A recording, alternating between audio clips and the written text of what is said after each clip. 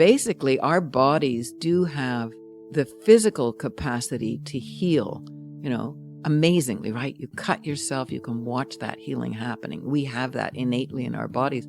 But in our psyches, we have the ability to heal. And a huge part of that is through creativity and imagination. That is like the immune system of the psyche, It's what can help us through any traumas, any terrible things that have happened, is that we can find our way to healing through creativity and music and dance and art. That's Marianne Pare, and this is The Stories That Brought You Here, a podcast dedicated to the stories of the people living in and around the Salish Sea. I'm your host, Chris Wakluk, and it's my pleasure to get to sit down in conversation with people to hear the stories that brought them to this beautiful part of the world we live in, and also get to hear the stories that brought them to the point that they're at in their lives right now. Having grown up in a suburb of Montreal with 8 siblings, Marianne found herself as a young adult moving out to Berkeley, California in the late 60s. She will explain how some of those experiences she had there shaped her as an individual, and how she then transitioned into being a subsistence farmer for 6.5 years. Following that, she then had a 35-year career working with children in a therapeutic role. Marianne will also speak about how her passion for the environment led her to creating films, and what her on-the-ground experience was like at Woodstock. All that and honestly so much more in a really stupendous interview that I know you're going to enjoy. If this is your first time here, welcome. If you are a returning listener, hey, welcome back. If you're a sporadic listener and wind up coming across this through Facebook or other means from time to time, I've got numerous ways now for you to subscribe to stay up to date with the latest episodes. So in the show notes, you're going to find that there is a Twitter feed I do, and that's @StoriesBrought. I'm also on YouTube now, and the page name is The Stories That Brought You Here. And you can also join the Facebook page, which is The Stories That Brought You Here. There are many different ways to listen to this podcast through Spotify, Apple Podcasts as well too. And I hope you enjoy what I do because I enjoy people tuning in to listen to these. So there you go. That's it for the intro. And almost without further ado, because we got a little bit of music and then my interview with Marianne Pare.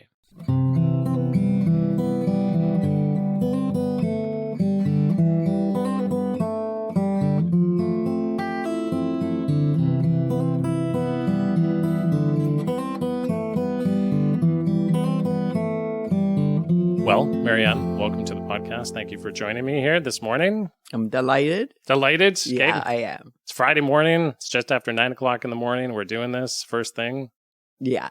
Okay. Great. It's awesome. Great, Chris. Yeah. Actually, how was your day so far? What did you get up to before you got around? Well, because I'm coming here and then going to the ferry, I had to shut down my cabin, which involves, it's off the grid, and I have to make sure the solar is okay, and I have to get the compost out, and I have to make sure there's wood for the next time we come, and then I have to pack the car. So yeah, it was a busy morning. Yeah. Now I'm just sitting here and having tea with you. Okay, and that does sound like a busy morning. That's probably more than most people have to do before they leave their house. You're just going to be going away for a couple days? Yeah, going in to see the grandchildren in Victoria. Okay. Yeah. All right. Well, we're going to talk about your house in a little bit here because I really want to hear what you have to say about it because it's a beautiful, unique home. But this is probably going to be incorporated into the first question, which we're going to ask, and that's what brought you to Pender Island? Yes, what brought me to Pender Island? Its beauty, I guess, is ultimately. But two things really brought me to Pender. One was that I had previously lived rurally in my life, and I had to leave that home. It was a farm. And ever since, I knew that I wanted to live rurally again. I wanted to grow my own food. I wanted to be in a community that was an organic community in terms of everyone has to share because they're in one spot together. And yeah, so it was definitely a plan of mine. And then my brother Peter and my sister-in-law Lisa had come to Roseland actually because they were interested in living rurally. And they just said to all our whole family, you got to come to Roseland and see Roseland and stay on Roseland. And in those days, I think it was $10 a person to stay in these little shacks, really, cabins in Roseland. And there were about 6 or 7 of them, I think. So I think we ended up with 4 of them because we had a lot of family members. And we stayed there, and wow, I looked around and I thought, this is the most gorgeous place in the world. Yeah, and then Peter and Lisa actually got a place here, so that was more impetus to try and make this my home. Okay. It took a while to do it from the time I first came here, yeah. So what year did you visit Roseland in? That would have been 1980 or 81, the first time I came here. Okay. And I purchased land with friends in 1990. Yeah, so it took me 9 years. There was a matter of money involved for sure. Yeah. Always is. Yeah. Yeah, Roseland, I can remember Kelly Irving in the first interview I did talking about Roseland a bit and describing what it was like there, but it sounded kind of magical in terms of what was available for camping and cabining options. Yeah, it totally was. And it was very, very, like the cabins had decorations that had been created from, shells and rocks and everything by people who had stayed in the same cabins year after year. So there was all this interior decor from nature, and each cabin was a little bit different in that way, Yeah. Cool. Yeah, it was gorgeous. So you bought some property in 1990 with some friends on Pender, and what part of the island is that on? So it's the south end of North Pender, and I had actually been looking for a little place by myself, and really my fantasy was that I wanted to just be by the water and be able to throw my kayak in the water anytime I wanted, and I wanted to be able to collect driftwood and build bonfires and dance around them in the dark. It's a very practical fantasy, don't you think? That was what I was looking for, just a little tiny piece of land by myself by the water. And then at the same time, friends were looking for a piece of land, and they said, you got to come and see this piece of land. We couldn't possibly buy it ourselves, but maybe we could get it together. And I was thinking, no, I've done so many communal things in my life. I want to do something separate. So anyway, I said, sure. So we took the ferry over in the morning from Vancouver. David Duke was the realtor. He was from Salt Spring Island. We brought a big picnic with us. He brought 2 bottles of wine, chilled white wine. And we went up to the Oak Bluffs and looked around and sat on the ridge. And it was just, one of those days where the sky changes every millisecond. And we sat there and ate the picnic, drank 2 bottles of wine in the middle of the day, and watched the sky. And I said to myself, well, this is fabulous, but I'm never going to be able to. Well, I tried, actually. The first thing I did was go down to the water to see, okay, could I build a cabin down here? Well, it's very steep there. It's an 1.75 acres to get from the high ridge of Oak Bluffs down to the water. Once you get down there, it's a 20-foot drop just on that property anyway. So I thought, well, scratch that. So actually, I said to my friends, no, I don't think I can do that because it doesn't fit my fantasy. So anyhow, I think we had a week to decide that or something. And then I thought, well, maybe I could adapt my fantasy, because what the property would give us was actually living in 50 acres, because those lots are all 10 acres, but there were 2 acres on each side of this lot that were unoccupied. So it would give us the ability to live in 50 acres of wilderness with an ocean right in front of us. And I thought, well, that's equally as good a fantasy, or possibly better, And the other thing was that I'm the kind of person I wanted to be right in the water, like I would have swum in October or something. So for me to buy that property was accessing a different part of my personality, really, not the hands-on right in there, but rather the sit and observe, because, Oak Bluffs is a place to just sit and be in nature and observe the sky and the ocean, which wasn't really my style at that time. I was go getter. So yeah, we made the decision. The 3 of us bought it together, and slowly but surely it has become more and more and more and more my home.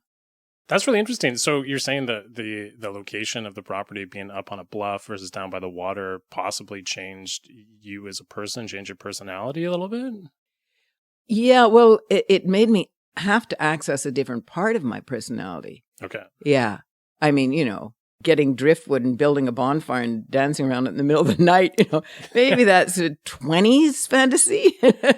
Sitting and observing nature is more maybe a 40s fantasy. So maybe my fantasy started when I was in my 20s. Okay. Yeah. Well, we're definitely going to get back to that because I think your house is something quite amazing that I want people to hear about. But we're gonna go back into the past here because you mentioned your 20s, but we're gonna go even further back. And you mentioned that you grew up in a rural situation. And No, actually, yeah, most people think I grew up on a farm, but I didn't actually, Chris. I grew up in a suburb of Montreal. I went to the farm. I bought a farm with friends again and brother when I was in my 20s. Yeah. But no, I grew up in just outside of Montreal, French, Canadian, Irish, Australian combination family, 9 kids though, Catholic family. And, my father came from 9 kids. My mom came from 7 kids. So we grew up with huge extended family. And we were very lucky to have, my grandparents had bought a property in the Laurentians in a place called Valmarin on a lake. And so in the summer times, we would be there with loads of cousins. So I grew up with kids and kids my age and younger kids and older kids around all the time in the summer times. Yeah, it was a very formative part of my life. Yeah. well, holy smokes, 8 brothers and sisters. Actually, 7 brothers, 1 sister. Thank you to my sister. And where do you fit in the line there? Well, Peter, who lives also on Pender, is the oldest boy, and then I'm next, so I'm the oldest girl. And when you have 9 kids, you really end up with 2 oldest, right? So I don't know. Peter might disagree with me, but I think I was an oldest too. My sister came next, which was really good planning on my parents' part, because then there were 6 boys after that. And so at least there were 2 girls close in age and also very much helpers to my mother. Yeah, that's a really unique experience. Obviously, people growing up today, there's not too many families with that many kids. As you know, my wife's family is almost as big. There was 8 kids in there. Yeah. But what was that experience like growing up in such a large family with that many siblings around? Well, it was normal, right? For us. I mean, I remember looking at families in church, right? Who had 1 or 2 or 3 kids. And I would think, oh, how sad for them, because it seemed to me something missing, Ultimately, I would say it has been hugely formative to grow up in a family that size. And for me, I'm very happy to say it was like mostly totally positive.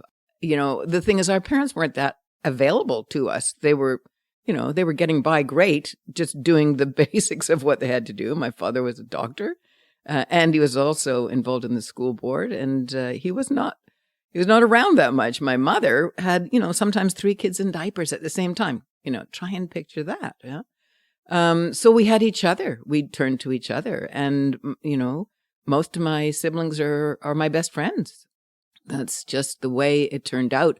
I know in another family, probably, when there's more struggles, that may not be the case. You might hate your siblings, but we had all our basic needs taken care of, and we looked to each other really for attachment. And we were really lucky, that we're pretty compatible bunch. Of course, it's always exceptions, right? But yeah, so quite formative. And the thing is that, how do you get attention in a family like that? Well, you gotta figure out, I'm sure no kid does this consciously, but you gotta figure out how are you going to be unique in a family. So I tried really hard to be smart, and I got high grades, but I worked. I thought I didn't think of myself as smart. I just thought that I was working the hardest. And my teacher once sent a note home to my parents to say, could you please limit Marianne to 2.5 hours of homework? She's doing more than that, I can tell from her work. Wow. The opposite complaint you usually get from teachers. Yeah, and the other thing I did to get attention or get recognition was be a good older sister. Well, there wasn't that much option anyway, but I took care of my brothers. So did my sister. We took really good care of them. We played with them. We'd come home from school. We'd change out of our school clothes, and then we'd play with the kids. Yeah. And when you say the experience was really formative and all the things that you mentioned about being close and having those connections and being friends with your siblings and all that, is there anything else that stands out as a formative part of that experience for you? Yeah.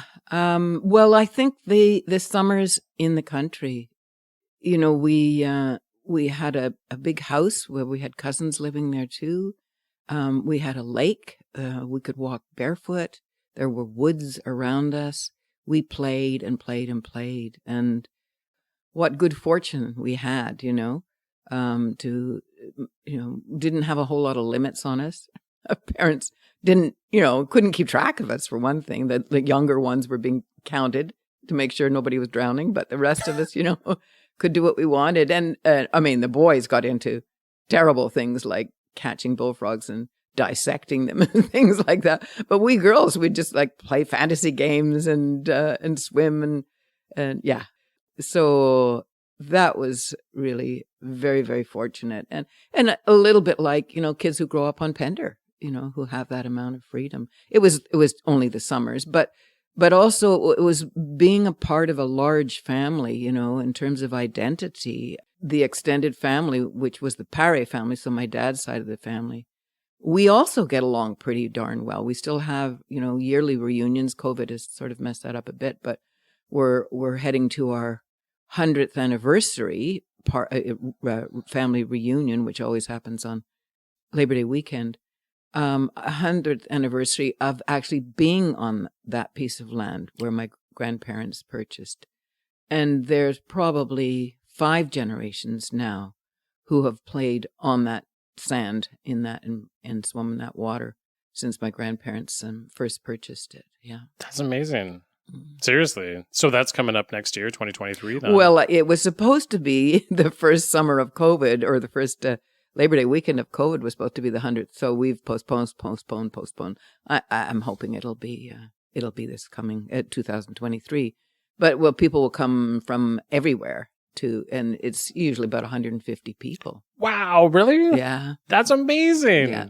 Oh, and it's organized around tennis. So at some point my parents and my uncles and aunts recognized, shit, all our kids are leaving home. They're going off and, having adventures, and they wanted to, make sure we came back home. So they actually built there are 2 tennis courts among all the homes that are in that area that are my aunts and uncles and my parents. So then it was the Pares do have a competitive streak. There's no doubt about that. So then it was tennis, and then it was these tennis weekends, which is the Labor Day weekend, which they call the Pare match, which is a sort of a takeoff on I think it's Le Paris Match is a magazine in France. Yeah. Anyhow, so now the reunion is organized around a tennis weekend, but there's lots of other things going on for kids and art and feasts and everything. Yeah. Sounds awesome. When my wife's family comes to visit, we have a badminton net set up in the yard, so we have a badminton competition, and it just makes for way more fun having some competition between each other. I can resonate with what you're saying. Mm-hmm. Fun. Okay. Well, so as you were becoming a teenager and going into your 20s, how were you evolving as a person during those years? Well, that was a dramatic part of my life because I think, I was a good girl. How do you get seen in a family of 9? Well, be good. You could be really bad too, But I chose the good route. So I was a very helpful mother's helper, and I was a good student and everything. And then, when I got to university, having been raised Catholic, I just started questioning, wow, really? I mean, these things are mortal sins. Eating meat on Friday, was a mortal sin. You could only eat fish on Friday. And a mortal sin, if you die after you eat meat on Friday, you'd go to hell forever and ever. And that just didn't add up for me anymore. So I started questioning some of the things that I had learned, since catechism, and I have to say it, catechism, that's it. Yeah. Oh, good. I've almost forgotten how to say catechism. Well, it was like grade 1. You start catechism. So I started realizing I actually didn't agree with some of these things, which were supposed to be, straight from God, which was huge. So that caused somewhat of a revolution in my own interior life, which, because I was such a good girl, I felt I should actually talk with my parents about this, right? So, like, for example, premarital sex being a mortal sin. Well, there was just no question in my parents' mind that was a mortal sin. So when I raised that in my family, it was like, Mount Etna going off, actually. Yeah, and many dramatic things happened as a result of that. And I ended up eventually becoming pregnant and having a shotgun marriage, essentially. In those days, it would have been called that.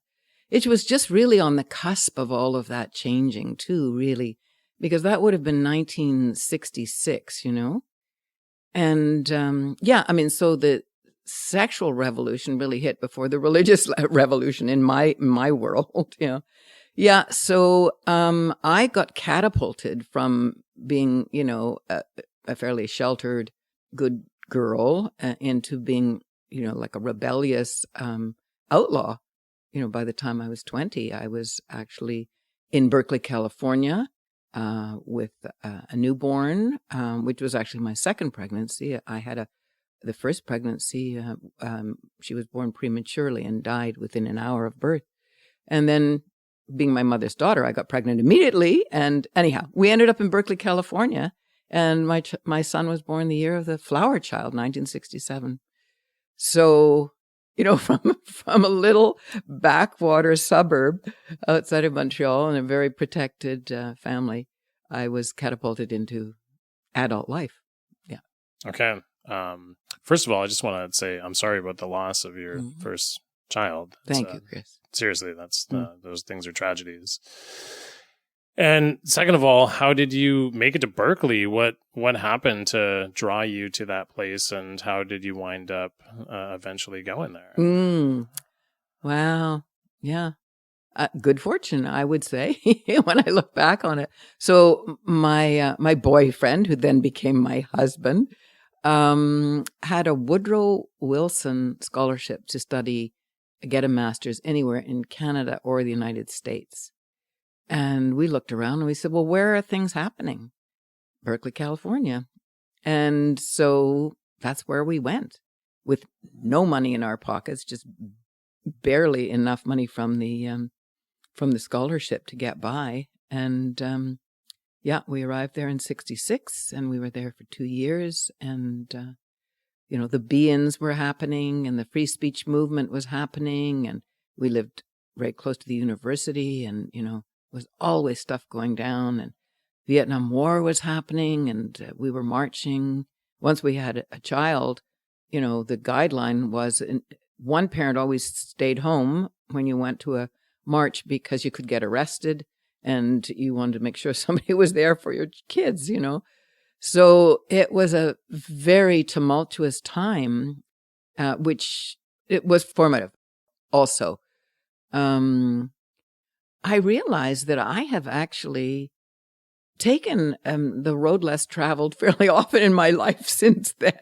Well, I guess I put myself on that path, didn't I, by challenging the Catholic Church? Yeah, so I have taken the road less traveled, and I think Berkeley was a great jumping off spot for that. Yeah. So what was that scene like in those days around Berkeley? Because I would imagine not everybody was activated on the social justice front, or am I incorrect in that assumption? Or was it the majority of people were wanting to have their voice heard and create some change?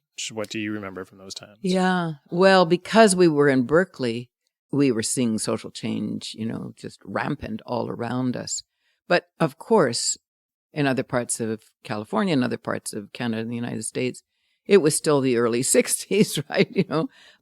I have a cousin, a beloved cousin, who's just a year and a half older than me. She's really more like my parents' generation, So there was a real cataclysm that happened there that really, what percentage of the population, hard to know. But, even compared to today, there was just more happening societally, I think, and more in terms of questioning and challenging and uproar.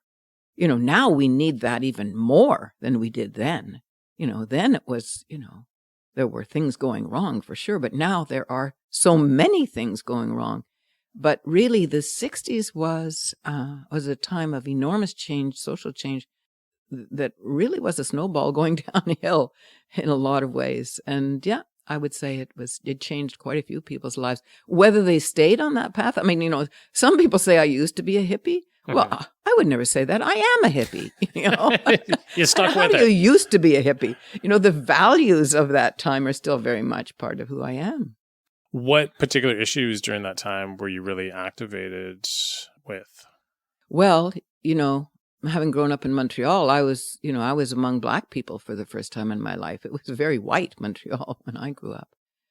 And, in Quebec, there were a lot of social issues with Francophones and Anglophones, but there wasn't a lot happening yet at that time about the injustices in the province of Quebec.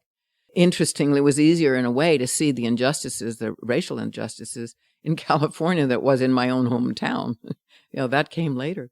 But wow, yeah, I think stepping into another culture made it maybe more possible for me to have my eyes open about the injustices. And being a woman, a 21-year-old at that point, beginning to recognize, wow, and those injustices actually come down to what is it like for me to be female in a patriarchy. So the beginnings of that thinking certainly were there.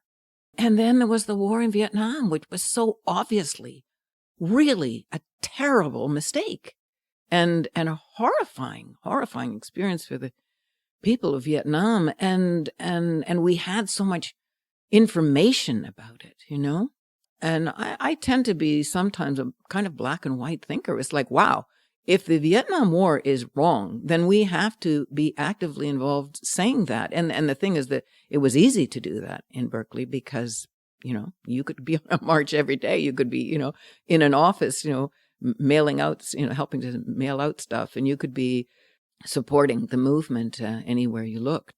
So, and it was hard to do that too, because I had a baby and I had to make some money because, my husband was in university. So I did work caring for children at the same time as caring for my own child.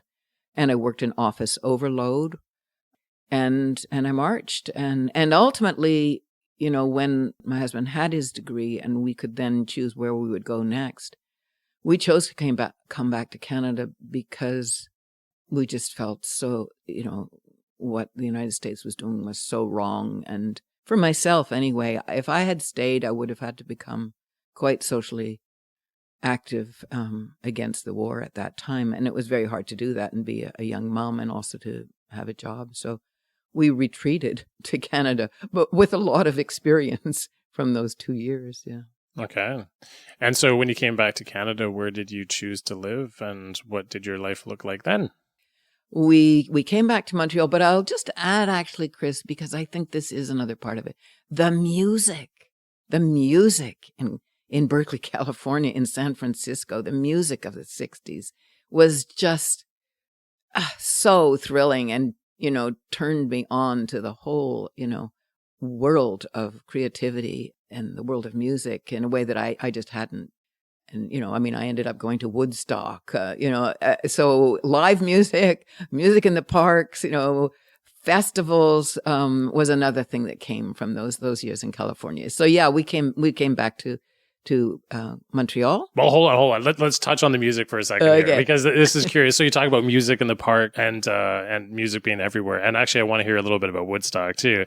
When you say that it was everywhere, were you going out to clubs a lot to watch it? You said there's outdoor concerts going on? Was it just spilling out of bars? The music it was everywhere. Went to the Fillmore a couple of times, but the thing is, if you have a baby, you can't afford babysitting, but there were be-ins. That was the thing. The be-ins were in like Golden Gate Park, thousands of people, and Allen Ginsberg was there and Janis Joplin and Grace Slick and, just Creedence Clearwater. I mean, and you didn't, you didn't pay. I mean, I don't remember paying to go to those beings. No, you didn't pay. They were part of the peace movement, really, is what they were.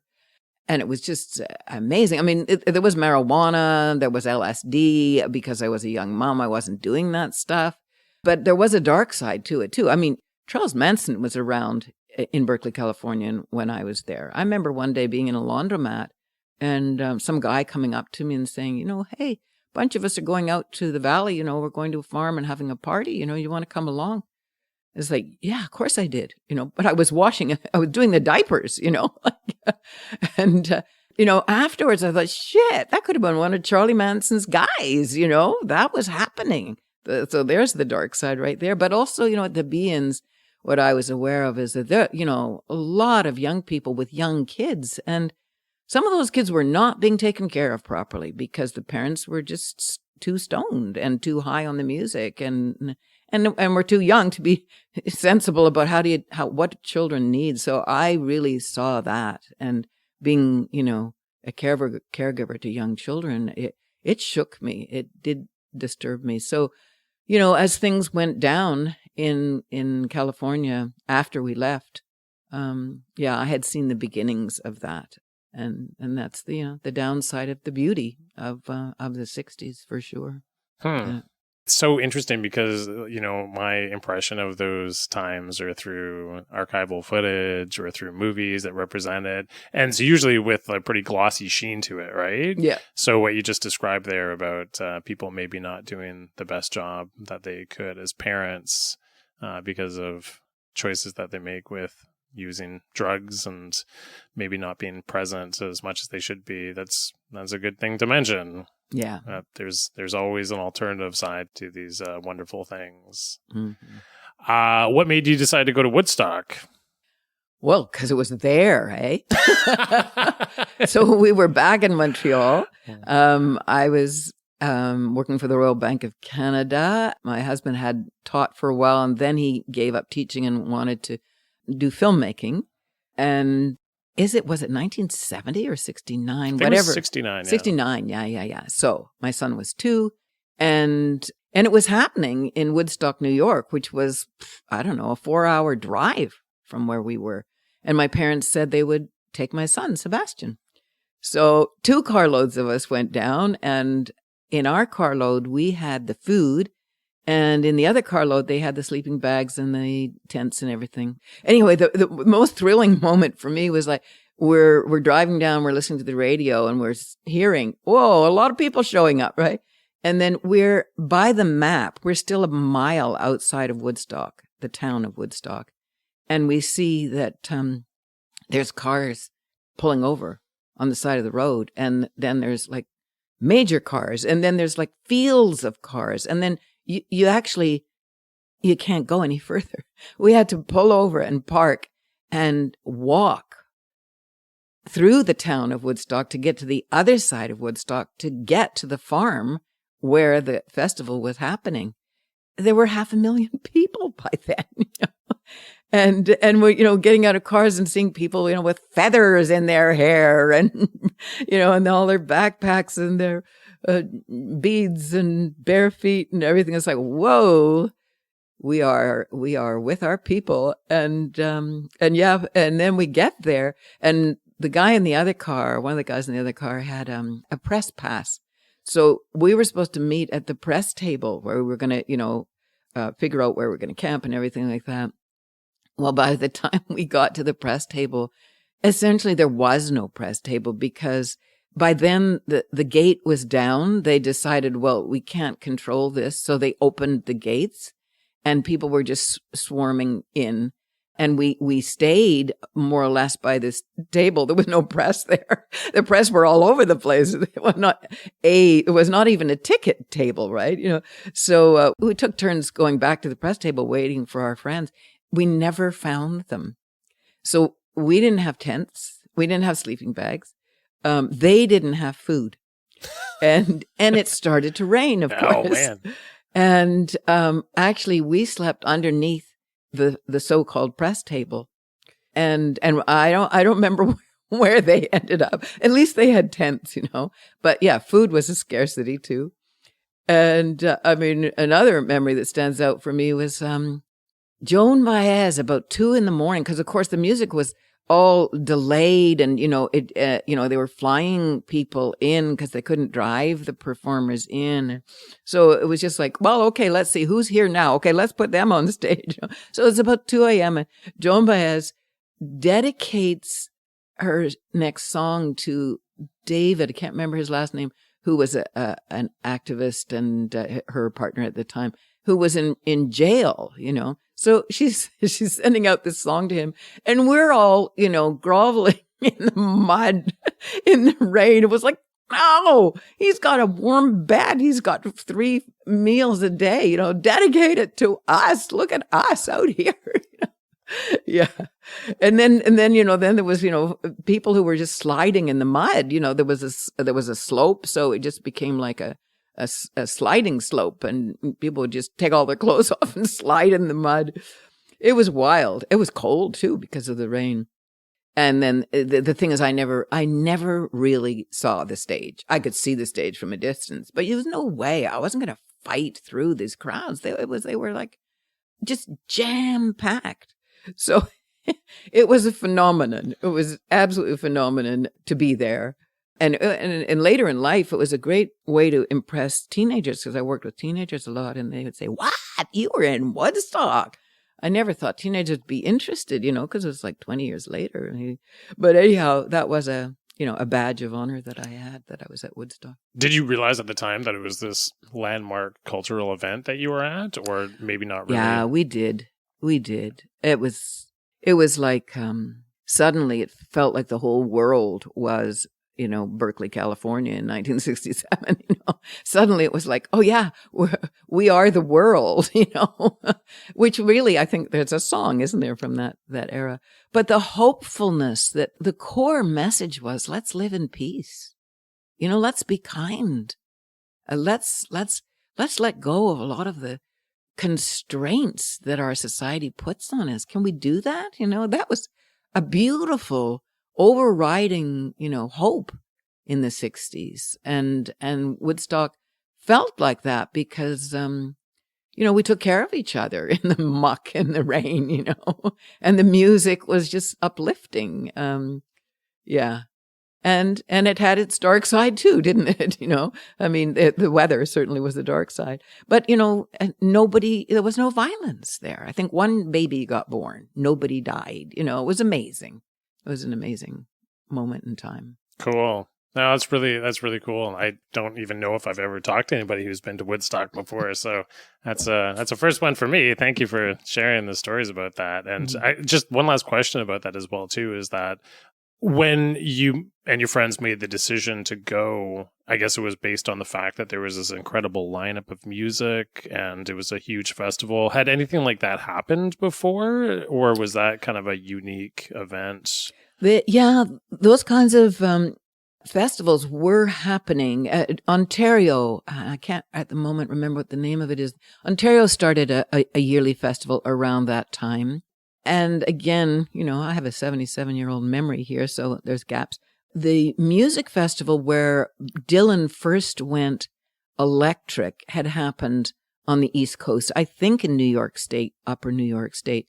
And that had happened 2 years previously, I think, maybe even 3 years previously. And my husband, who was my boyfriend at the time, had gone down to that concert and had been there for Dylan coming on stage with the band and going electric for the first time, and being present for all the booing while he and our other friend who was with him were just absolutely blown away beyond anything they'd ever imagined to hear poetry with electric music, essentially, because we were all poets in those days too, right? So yeah, it was happening on the East Coast as well as the West Coast. At that time, yeah. Okay. All right. So let's go back up across the border, back up to Canada. So you were living in Quebec at that time after having moved back from Berkeley. And what were you and your young family doing there? You said you were working in a bank. Yeah. In high school, I'd been a bank teller in the summer times. So I actually had to go to work, and by then my son was 4 and was in preschool and daycare. And I did one of the most courageous things of my life, actually, because I thought, well, if I have to do something dreary like work in a bank, I'll figure out how to make it more challenging for myself and do what I've always wanted to do, which is learn French. Because my last name is Pare. My father was bilingual. His family, his father was Francophone and his mother was from Australia. So they all spoke English at home, but the kids were all raised or educated in French and English. So in that family, if they married a Francophone, they raised their kids in French. If they married an Anglophone, raised in English. So I was raised in English. My mom was an Allison, so that's, Scottish, Irish. And so we, in high school, in grade school, high school, we learned French. They taught it the same way they taught Latin, like here, translate English to French, French to English, right, all written. We never heard this being spoken. My French teacher, the one I remember best, was Dutch. So, I probably had if we did speak at all, I probably had a French Dutch accent in high school. So I, like it was crazy, I couldn't speak French. So I asked them to place me in a French branch, and a bank branch in French is succursale. Isn't that a great word? Succursale. So succursale francophone. So I had to count in French, which I could do, but sometimes I was dealing with hundreds and thousands of dollars, and speak to the customers in French. So that's how I got myself to be bilingual. From that experience, then things sort of transitioned, I guess, over time to living in a rural situation on a farm. Yeah. I think as I look back on it, I think the dream to live rurally started in Berkeley, that there was a Back to the Land movement, and Mother Earth News was one of the big publications. And there was again, the beginnings of understanding that, wow, we got a problem with agriculture. We have a problem with the food we eat. There's a lot of chemicals in this. There's a lot of chemicals in the air. There's a lot, so the health movement and the environmental movements, all of those movements really were coming alive. And probably some of it was that, the joy I'd had as a child being in nature, but also just being aware how many things didn't fit for me in an urban environment, the amount of traffic and noise, the pollution, the separateness of people, living their own lives and working. I remember, working in a bank and realizing a lot of these young women, they work all week long just to make enough money, for their makeup and dresses and hairstyles and everything, so that they can come back to work. They're not even saving any money, And I was slightly older than them and in a different stage of my life, but I just thought, wow, what a rat race. I don't want to be part of this. So my husband and I started to look at land, and then in that period of time, we actually separated. My son was 5 at the time, and we'd been living communally. I have lived communally 90% of my life, I think, because now I live communally on Pender because I share land, but which came naturally to me because I'd lived with 11 people in my family. So we were living communally, and one of my younger brothers, Anthony, is 5 years younger than me, and his friend Colin, who was somebody I had known since childhood, they had gone and lived on a ranch out west and worked as cowboys on a ranch out west in Alberta. And so they knew cattle, they knew horses, they knew fencing, they knew, working hard. And they were interested in farming. So we started looking for land, and we had this fantasy that we would drive across Canada and look at all the land that was available and choose. Oh my God, when you're young, eh? And we did that. We actually did, not all of Canada, but we actually drove across Canada. We went to the Peace River District. I'm telling you, they didn't like hippies up there at that time. Anyhow, that's a long story. We'd have to do another interview, so I'll shorten that part. Anyhow, so what we ended up doing was we bought a piece of land in Quebec before we even traveled out west and had our road trip. But we came back to it because it was really where we were supposed to be. So we bought 67 acres with a house, a barn, a sugar bush with 1,000 maple trees, a falling down shed, and it was $8,500 for 3 people to purchase. And that was 1973. And yeah, we had 7 years, yeah. 6.5 years, yeah, I guess, of living on the land, subsistence farming. We never expected to make our money that way. But we were our own bosses. We ate like royalty. We learned a lot of skills.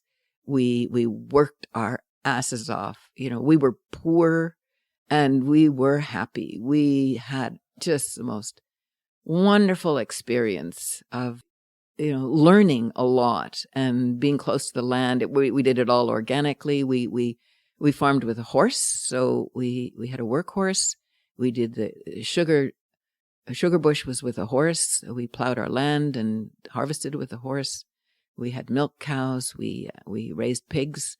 We slaughtered and butchered and smoked the hams and bacons. And we got to know our neighbors, and, you know, I mean, the farmers around just thought it was laughable, you know, these hippies that were coming out to live on the land, and they didn't have much respect for us at first, but eventually I think some of them did, because you know, we showed that we had grit, and we made friends with our neighbors, and they certainly helped us with butchering. Yeah, that was really important, and questions around sugaring, and yeah, and my son, he hated taking care of the chickens, but he got good at it, you know, cutting kindling. And we had 3 dogs and 2 cats, so he had played with animals all the time. And you know, I mean, the insulation in the walls was newspaper. It was like a pretty shambles of a house. And we had a wood furnace. So, you know, in the winter, each adult took a month at a time to get up at 2:30 in the morning to stoke the furnace, so the pipes wouldn't freeze. We cooked on a wood stove. We ate our own meat always, and I'd say 80%, 90% of our own vegetables. And yeah, we really had a terrific time. We wrote journals at that time, and recently, my brother and Colin, who was the third person who I had separated from my husband, and eventually he and I were partners. So the 3 of us are now, you know, in our 70s, and we got together and read our journals aloud. Oh man, amazing! Oh God, we laughed till we were sick, and really, what we found in those pages is how poor we were, really, and how hard we worked, and what a great time we had. We know that. We certainly remember that part. The poor and the hard work we didn't remember as much, but yeah, it was a wonderful time. So going into experiences like that, we have some preconceived ideas as to what things are going to be like, and usually things never turn out that way in terms of how we envision them. But how did things work out differently from what your vision was of what you intended to do? Yeah, that's a really good question. Well, you know, one thing was that because we were so young, we didn't actually have a vision for the rest of our lives, you know. We were just doing it. We were doing it. Did I ever think then I'm going to live here the rest of my life? I don't think I asked myself that question. Now, I mean, I know when we left, which was in 1979, I knew that if I had 2 lives, one of them I would still be on that farm. I would have, or on a farm in that. I was so in love with that community, and with the land and the part of the world that we were in. But there were a number of factors that made it not possible to stay. So yeah, we couldn't sustain it. And I guess, you know, I mean, we went to be back to the land, which is a little bit different than going to do agriculture for a job or a living, right? We didn't necessarily think we were going to, become a farm that had an income. But actually, the reality is that if you're going to be a farm that has an income, you have to do monoculture. And And you'd have to do like acres and acres of, strawberries or asparagus or, animals or whatever in order to get farm subsidies, which you need if you're going to get up and running. I mean, we had just enough money and we borrowed from my father, which was amazing. He actually did give us a loan and we paid him back by the month for a couple of years and paid it all off. But, the government doesn't want to support what we were doing, which was, mixed farming and organic. So some of our friends who had larger pieces of land and more and better pieces of viable land did go on to stay and be able to have an income. But I don't think we really ever really talked through, how are we going to do this long term? That wasn't what we were in the moment. We were in the joy of the learning and the adventure. And So, but what did happen over time was that, my brother did not have a partner. And he eventually fell in love with somebody who was in the city. And so he went back to Montreal. And Colin, who was my partner at that time, was working on his own. By then, I had become the secretary treasurer of the municipality, which was like the best job in the world because I got to know everybody in the town. I got to speak French to the Francophones, English to the English people. It was just a great job. But my partner Colin was working alone in the woods. So, we needed to do a lot of work in the woods because we cooked with wood. We heated our house with wood, and we needed tons of wood for sugaring. And he developed a problem that was never fully diagnosed. It probably was to do with his thyroid. Anyway, he would get dizzy and feel like he was going to pass out. And when you're working with a chainsaw, you cannot be thinking you're going to pass out. And so that became really problematic.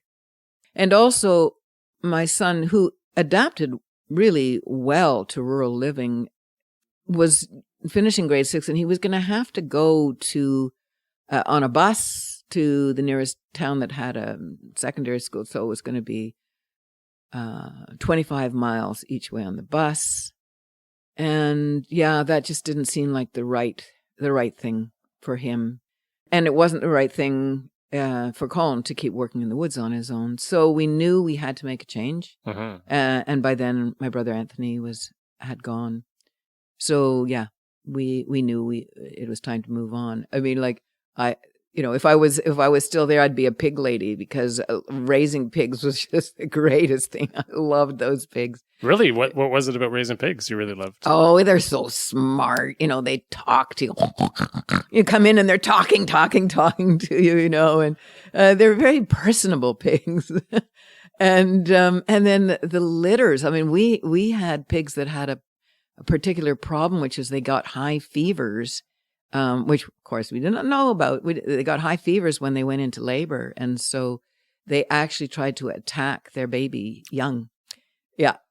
So we had to work really closely with them. I was like the midwife, and, there'd be 13 babies, running around. The mother would be trying to kill them.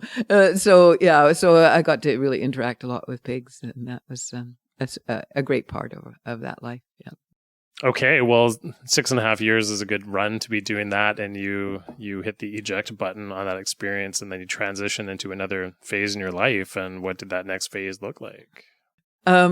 So partner comes to British Columbia to do a farrier course. He'd worked a lot with horses, did a farrier course, and my brother Peter was out here with his family at that time. So my partner Colin stayed with him. And meanwhile, I was still the secretary treasurer of the municipality, and my son was in school, and I was committed to make sure he finished school there for the year. So lots of talking back and forth. Really complicated part was that Sebastian's dad, my son's dad, was in Montreal, and how was that going to work? So that was a challenging part of our lives. However, we did end up coming to British Columbia. Having Peter here was a great stepping stone for us. My partner Colin and I had been working actually as childcare workers in Montreal before we did farming. So we ran group homes. We came to Vancouver first. We ran group homes. And immediately, I was thinking, how am I going to get back to the land? So that's where Pare comes in. But I had the great good fortune. My career has just unfolded for me, I must say. You know, I was trained to work with children when I was 7 years old in my family. I worked as a child care worker in my 20s, came to British Columbia, ran group homes. Then I worked at the Maples Adolescent Treatment Center, working with adolescents with a medical model. And then realized, wow, you know, these kids, so much going on, but what's happening with the families? You gotta help the families if you're going to help the kids. So I did an intensive 2-year program with Pacific Coast Family Therapy Training Institute. Then I got my master's at UBC in family counseling. And I went on to have like a 35-year practice working with children and families. And again, as I look back on it, I think, wow, you know, taking the road less traveled, because I was trained as a family therapist. And I was also trained to do play therapy with children. And I never could choose, you know, would I be a play therapist or a family therapist? Because it seemed to me like, yeah, this all fits together. There's got to be some way to bring the kids into the family therapy and the adults into the play therapy. But, you know, I mean, play therapy is just a terrific way to offer kids a safe place to deal with pains and struggles and trauma that they've had, because they're in charge, essentially. And it's using the creative imagination of the child to find a way through to healing. It's just a beautiful way of working. But the thing is, you know, traditionally the parents are outside the room. So my career became an integration of play and family therapy. And so I was in training, we had to videotape ourselves. So as I started trying to do this integration in my own practice, I continued to ask people for the permission to videotape them, and not everybody, but if some people, I would give them, you know, a lot of people I worked with on a sliding scale, so that was more possible to offer them that and ask for videotaping. But then, you know, one of the most important cases I ever worked with, the father was a doctor and the mother had been a filmmaker and had died violently, and he wanted me to videotape what was happening with his child. And so I began to use the videotape for teaching. I eventually developed a private practice. Well, I worked in a number of settings, government-sponsored settings, and then in private practice. But I started providing supervision. So supervision of people who are working with children and families. So they bring their cases and talk about what's going on and what their struggles are and what their personal issues are and everything. And, you know, we just talk about what's happening here, what are the hypotheses about what's going on, what could be helpful. So I've done that. I have continued to do that. I am retiring, actually, at the end of this month, December 31st. I am going to be supposedly fully retired. I am going to be fully retired from my practice. And I feel incredibly lucky to have found that field of work, because it's a through thread through my life. You know, I had kids surrounding me when I was a child. I ended up working with children, and has been just a rich, joyful part of my life. Yeah. So that happened when I came to British Columbia, which made it possible to actually have an income, that made it possible to think about looking at land, you know, and that brought me to Pender. Well, yeah, let's spend a little bit of time there, though, because it's a 35-year career, and you started off by saying that you did a 2-year intensive program, and then you quickly said, I got my master's, which makes it sound like it happened very quickly and easily. But these things are a lot of time and a lot of effort. What made you decide to pursue that? What was it at that time that made you think, wow, I really want to dedicate a lot of time to learning and educating myself, so then you could do what exactly? Like at that time, your whole future wasn't laid out for you. There was a lot of unknowns, I guess, right? But what was it that really made you have that drive to continue with school? Well, yeah, you know, I thought of myself as a failed academic, actually. I did not think of myself as somebody who would continue in school, because if we go back to that earlier part of my life, I was 1920, I was in an honors English program in Loyola College in Montreal, which had just integrated with women. So it was all men until I got there. There were 7 women the first year I was there. And in retrospect, and I even found that out, that I had a reading disability. So here I am in honors English with a reading disability. I couldn't get through the material. I was really struggling. But also I was struggling because the larger issues at that time, well, one of them being, am I really a Catholic at this point in my life? That was huge because my parents were like the whole world around me were, devout Catholics, and they were good Catholics. They were radical Catholics, really. I mean, they fed the poor. They were down on the east end of Montreal, with working with homeless people. They brought children into a Hungarian refugee child came into our home when we had like 7 kids already. I think they did religion the right way, but the rhetoric of it, the rules and regulations weren't fitting for me anymore. Yeah, so I actually never got my BA at that point in time because I started getting lost in the larger issues of what is this world about? What do I really believe? What do I believe? Never mind what Shakespeare believed. I mean, at the time, getting a BA in English, it was like every author we read was male, British, and dead. I mean, that was what my university experience was. So, I mean, no surprise that I was like, well, yeah, but I'm a young woman. I'm a woman, and I'm sexual. So, I mean, I got off track for my studies because of all the upheaval in my life. And then, when I got to a point in my career where I did love running group homes, I loved working with kids in treatment centers, but I needed to go further. I wanted to go further, and I knew I needed to get a paper to do that. I needed my my university degree, but I thought of myself as a failed academic, actually.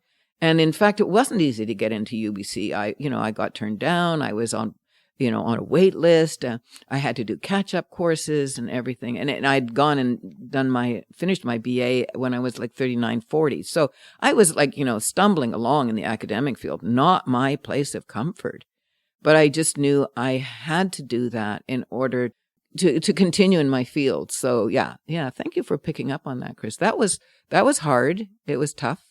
But what I found was actually that all my life experience was rich and fertile ground for what I really wanted to do, which was to understand families and what goes on for kids with families. And if I was going to help kids, I had to help families, And then just realizing, wow, the training I'm getting doesn't actually fit with what I think needs to happen, which is that parents need to understand what's going on in their little children, and the kids are telling me in their play, but the parents aren't really understanding it because they're not even here. So it's like, how do I bring the parents in to play again with their children? Because parents don't have time to play with their kids. Most part, they're, some parents are great at playing, but mostly they're, trying to get the food on the table and, get to work on time and make sure there's clothes and all that stuff.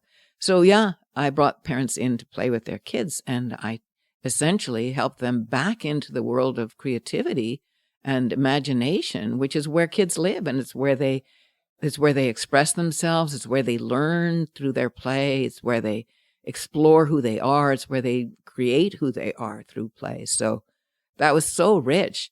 And then, how do I help the kids to come in, sit with the parents and talk about the fact that somebody has been sexually abused in the family, or somebody has died violently, or, the family is separating, or the child has a severe learning disability and school is hell, or, kids are going to have to talk about that at some point. It's great for them to play, and they will, find their healing in the play, and they'll find peace and comfort and feel good about themselves through the play. But then they have to go out in the outer world. So it's like, how do you bring those two worlds together? So that's what I ended up, wasn't planning on it, but I ended up, the bulk of my career was, how to integrate this stuff, and then how to articulate it, and then how to share what I was learning. And somewhere along the way, my beautiful nephew, Pete, so my brother Peter's son, he helped me to put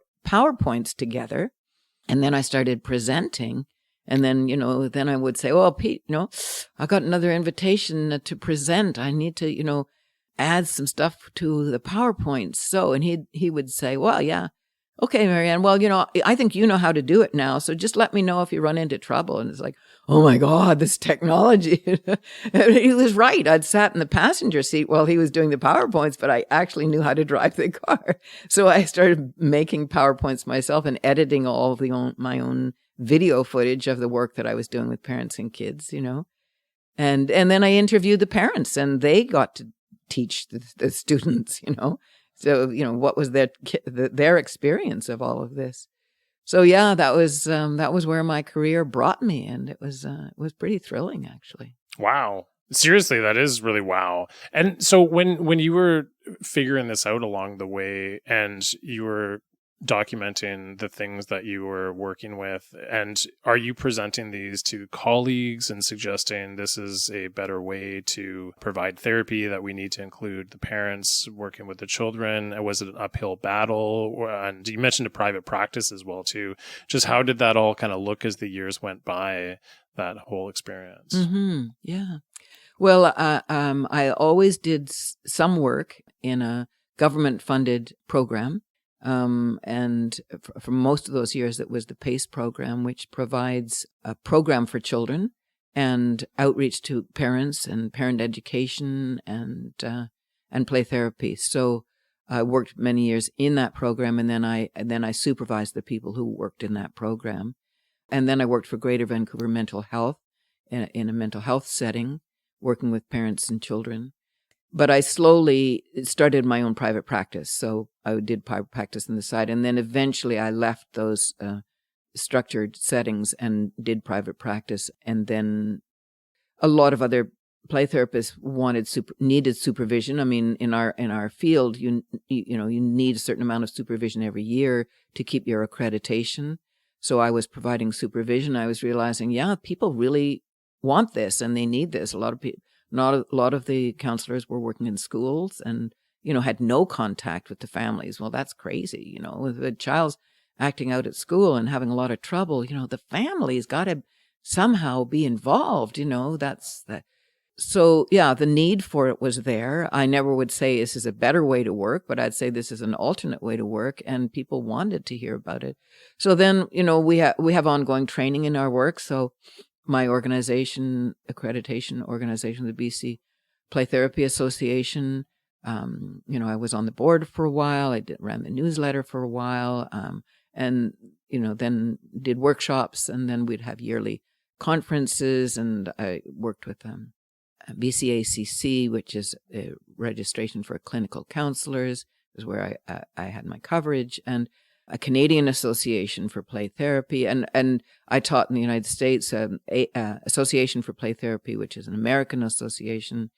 They had huge conferences, like 1,000 people yearly, so I started presenting workshops there, and then, went to Hawaii to teach, went to Australia to teach.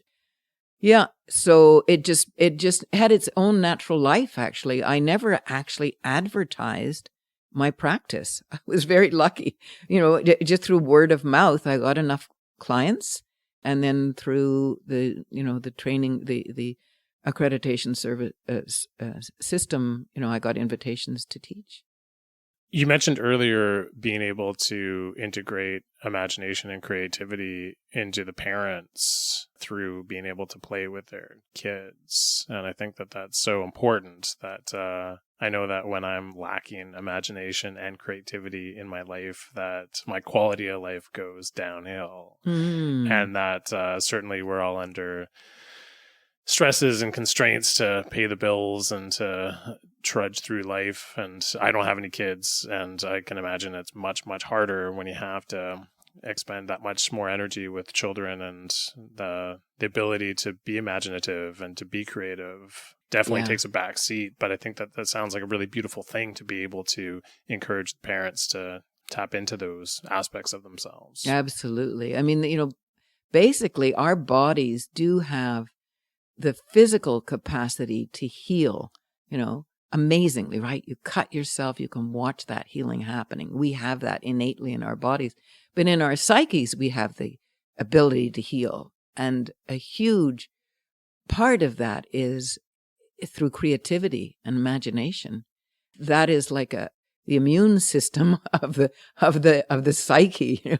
It's what can help us through any traumas, any terrible things that have happened, is that we can find our way to healing through creativity and music and dance and art and that, the kids so inspired me, and I got so much more back in touch with my creativity through working with children, and that opened up a whole other avenue for me. A really good friend who had been doing training with me, we both wanted, to get art therapy training, but we didn't have the time or money to do it. So we just started doing art together. So on a monthly basis, we just paint 3 pictures, put them down on the floor, get a cup of tea, and then we go, well, whoa, what are these paintings about? We'd done a little bit of reading, but actually what we found was that doing our own art, we began to see what was coming up in our art was the story of what was going on in our internal world. And through that, we became just more and more excited about creativity. And so we started singing together and going to choirs together, and then going to anything that was creative. We started looking around what we did belly dancing together.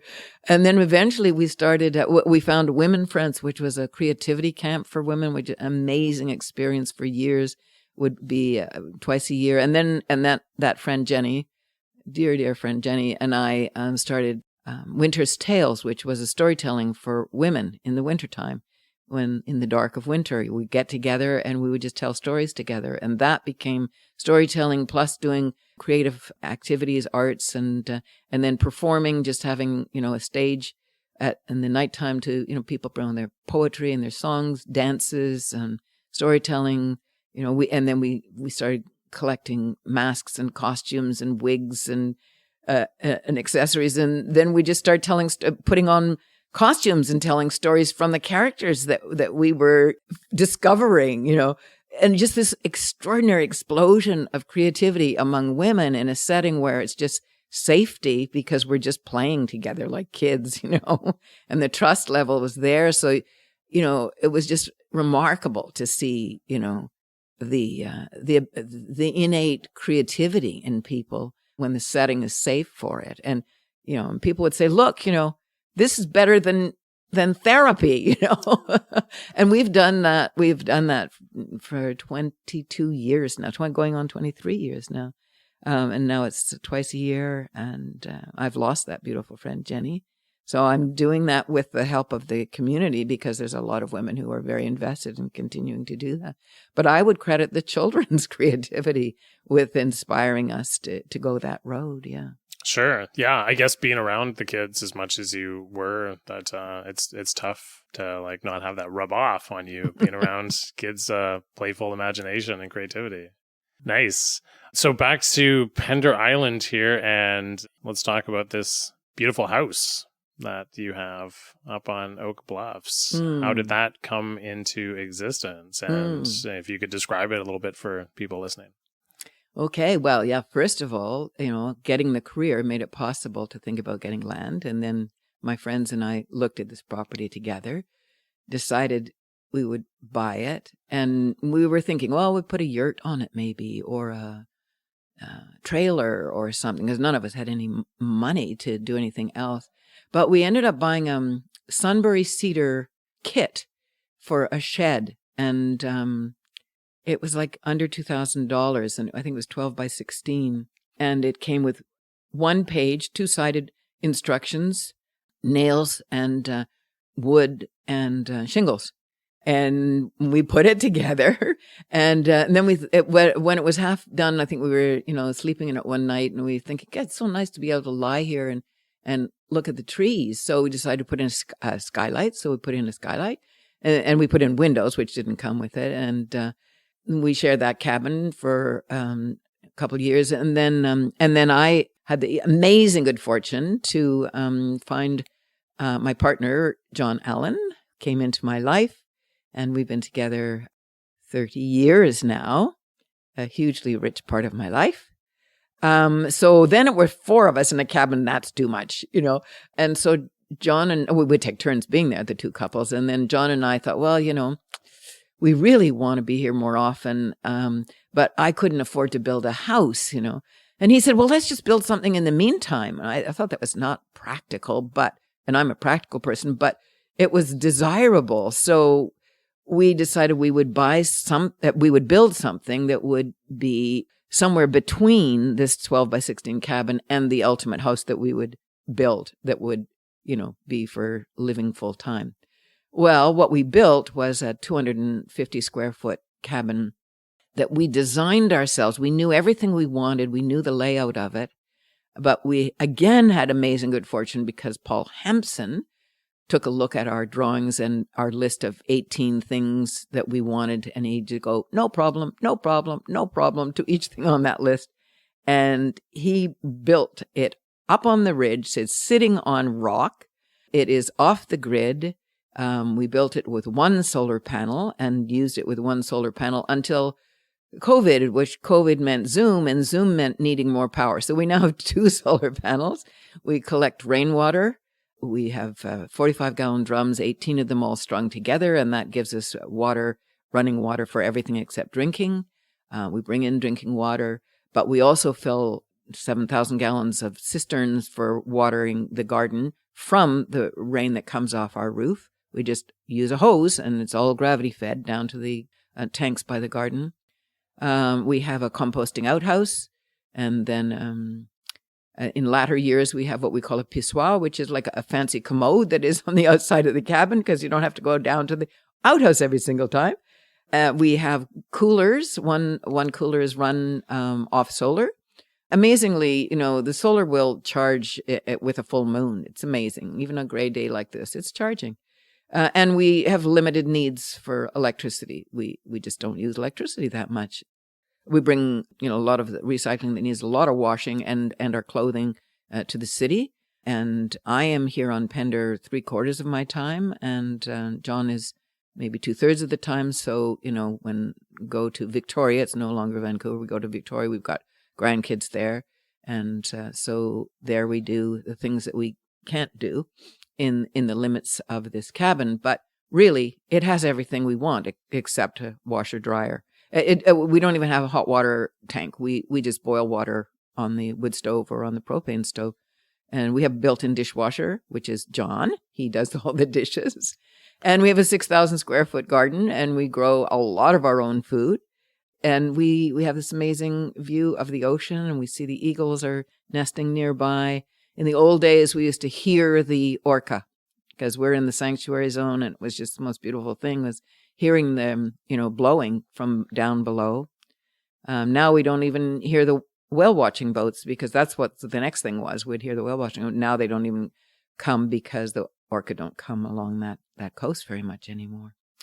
But it's still just an extraordinarily special place to live. And it's funny because most people come and see it and they go, oh, this is great. This is the way I want to live, Well, there could be ways that we could live with less convenience. And I think that's the thing I've learned from living this way is that we get so addicted to convenience and there's a downside to convenience. And there are ways you can live with less of the comforts that we are so used to that can still be deeply satisfying. And this environment that we're in is so good for it because it never gets too cold. I mean, in the winter, we just have coolers and we keep all our stuff in coolers. We don't need a fridge. It's all fine out there just outside the door, And a little wood stove gets us all the heat we need. And then when the sun comes out in the winter, it's like, oh my God, it gets too hot, So passive solar is a very useful thing. Yeah. So I have had that great good fortune of having that as my home. Yeah, and it's beautiful. And I had the opportunity to go to your home in the summertime, and it's just incredible. And it's a very small and clearly modest place as you're describing it, with the lack of modern conveniences for the most part. But wow, there's an incredible energy that exists in and around your home. It's really, really something. And it actually has made me quite inspired to look towards the future and make some changes, because I really hear what you're saying about we get addicted to conveniences, and there's a lot of beauty that can be found on the other side of that. And I'm really noticing that more. The last power outage we had, I was so into having the candlelight and the lack of Wi-Fi buzzing around and all the lights being out. And I think what I'm going to try to do is have a once a week evening where we just turn all the power off and really just embrace that experience, because my thoughts are different when that's happening. My actions are clearly different. And then it just leads to a whole different experience. And I think that that's something that I want to try to do to integrate into a little bit more of a less consumptive lifestyle. And that's part of the reason why you're doing this as well, too, is because you're very passionate about climate change issues and the environment. And you actually just made a amazing documentary that I got to see at the community hall very recently that you made. And perhaps you could talk about the documentary a little bit and your passion about wanting to make the world a better place. Yeah, that's such a good example you just gave, Chris, about if you just turn off the lights. I mean, yeah, power outages are a drag on Pender because of the lifestyle. You know, when there's a power outage on Pender, we just turn our lights on and, you know, put our music on and dance because we got the power, you know. But yeah, you know, like what it does is it makes you live closer to, you know, just the rhythm of a day. So when the sun goes down at our place, you know, we light a candle and do yoga. You know, if we were in the city, we'd flip the lights on, you know, but because we don't, you know, we use electricity when we need it, but we only use it if we need it. And you don't need it a lot of the time. So, you know, okay, well, what do you do when it gets dark? Well, light a candle, put some music on, do yoga, you know. So, yeah, I think really having been a back to the lander in my 20s just made me aware of subsistence and sustainable living and being able to be independent of all the things that we rely on in our modern world, or some of them, not all of them, obviously. You had to have a car, you know, a truck, really. But yeah, so I think that sort of ingrained in me, you know, well, you know, we can do with less, and actually less is more. And, you know, making your own food is so satisfying, growing your own food, so satisfying. And so recognizing that that was a lifestyle that gave me a lot. And so, and then, you know, if you go from a 12 by 16 cabin to a 250 square foot cabin, it felt like the 250 square feet was luxury, you know. So it feels still like luxury. And so, yeah, I think I've always been aware, and because we were growing on our farm, we were growing organically. Wow, you know, we're getting poisons in this food that we eat. You know, what do we want for our world? And, you know, I mean, now from the 60s to 2023, we are in a planetary crisis that is beyond anything I ever could have imagined when I was living on that farm. But a lot of what I learned there, I think, is what we still need to call into our lives. You know, how do we live peacefully with the land? How do we live, you know, with the seasons? How do we live with the minimal impact on our environment? I mean, this is the question of our time. And yeah, I just feel like if I just do my part, that's the best way I can contribute, is just keep on figuring out how to live a lifestyle with the minimal impact and the most at peace with Mother Nature, being kind to Mother Nature. Yeah, so our lifestyle does that, and I think the creativity that was inspired by the children and then became, you know, how do I teach people about how to be with children in a creative way? And then the creativity that got really fired in me as a result of that. So, you know, going from writing poetry, I started to write spoken word, and then, you know, we've done some podcasts on Pender Island, and then it was like, well, there's a once a year, Ptarmigan puts on a filmmaking workshop, you know. So I did that, and that really got me fired up. And the kids are all doing, you know, animation and stuff like that. So, and there I am trying to figure out, God, iMovie. I don't understand iMovie, but actually having learned PowerPoint helped me to learn a bit more about iMovie. So step by step by step, And I've now made 5 films with iMovie, and this latest one is to-do list for a climate crisis is 25 minutes long. It's practically a feature film. But it came out of realizing how much good stuff is happening on Pender and just feeling so aware that, when we do stuff in community, it just helps you not feel alone with this enormous challenge of the climate crisis. Of course, none of us is going to solve the climate crisis, but doing it together, and knowing what other people are doing and feeling excited by what other people are doing and the creativity of people's alternatives for how do you live well, just really fired me up. And so, I started interviewing people and had the concept that it was going to be a list. So everybody had 30 seconds. And I'm telling you, some of those people could be a 2-hour film. There's so many things they could say and show. And I wanted to have children in it because really, for me, it's all about the children, I mean, we're going to be gone from this planet and they're going to have this planet. And how are they going to live on this planet? I feel a lot of concern about that. I really do. So I wanted the kids in there. And the kids, of course, are the best part of the film, Yeah. And I'm very happy with the film. And I'm thinking, I want to keep making films. Yeah. Well, it was really impactful. And it was great because everybody introduced themselves by name and age. So it was really interesting to get to see the broad ranges of age, which I thought was a nice touch. At first, it seemed kind of odd, but as everybody was giving their different age, I was like, "Oh, this is great!" Right? And then everybody had like a unique perspective on what they could do to improve the planet, and it's a very uplifting movie. And I'll put a link in the description for it, so if people want to check it out, they can just one click and go onto YouTube and watch it. Awesome. Because I actually walked out of that experience at the community hall feeling very inspired. I thought you did a really great job with it. Well, we have an amazing community here on Stayas on Pender Island. We really do. So I feel like, wow, I got to show that.